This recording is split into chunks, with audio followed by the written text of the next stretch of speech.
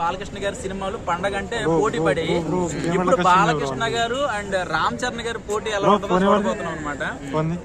కానీ ఏంటంటే శంకర్ గారు డైరెక్షన్ లో వస్తున్న సినిమా చాలా హైప్ ఉంటుంది, చాలా ఎక్స్పెక్టేషన్స్ ఉంటుంది. అంటే ఒక్క సాంగ్ తో ఖర్చు పెట్టే డబ్బులతో 2 చిన్న సినిమాలు తీయచ్చు అనమాట.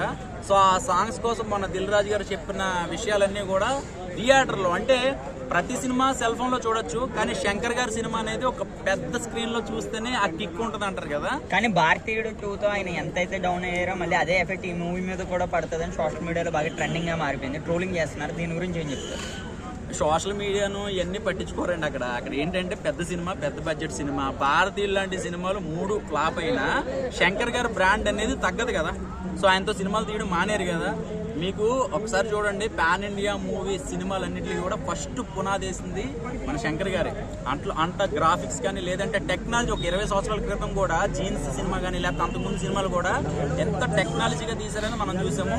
కానీ ఇప్పుడు అంటే రామ్ చరణ్ గారి సినిమా సోలోగా వచ్చి నాకు తెలిసి చాలా సంవత్సరాలు అయినట్టుంది. అంటే త్రిబుల్ తర్వాత ఆచార్య ఇవన్నీ కూడా సింగిల్ గా రాలేదు కదా.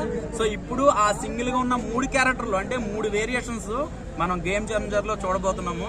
నాకు తెలిసి పండగకి ఒక అద్భుతం అనమాట. పవన్ కళ్యాణ్ గారు ఫ్రీ రిలీజ్ ఈవెంట్ ఎలా ఉంటుంది అనుకోవచ్చు? ఆయన గెస్ట్ గా వస్తున్నారు. గత 5 సంవత్సరాల నుంచి ఆయన ఎటువంటి మీటింగ్స్ అయితే హాజరవ్వలేదు.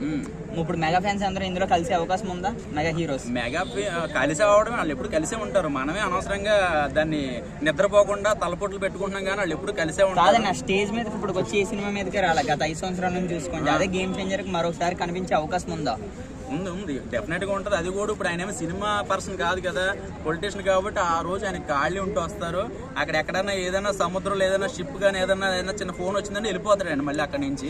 సో ఏంటంటే ఇప్పుడు మనం జరిగే పని ఏంటంటే మనకి 10వ తారీఖున గేమ్ చేంజరు, తర్వాత బాలకృష్ణ గారు అండ్ వెంకటేష్ గారు మూవీస్ ఉన్నాయి కాబట్టి మనం అనవసరంగా హైప్ తెచ్చేసుకుని గేట్లు బద్దలు కొట్టేసుకుని వెళ్ళిపోయి ప్రాణాలు పోగొట్టుకునే కన్నా ఒక 4 రోజులు లేదంటే ఒక 10 రోజులు లేట్ అయినా నష్టం ఏమీ లేదు. సో దానికోసం మాట్లాడితే బెస్ట్ అని నేను అనుకుంటున్నా. ఇప్పుడు అక్కడ హాస్పిటల్లో ఒక అబ్బాయి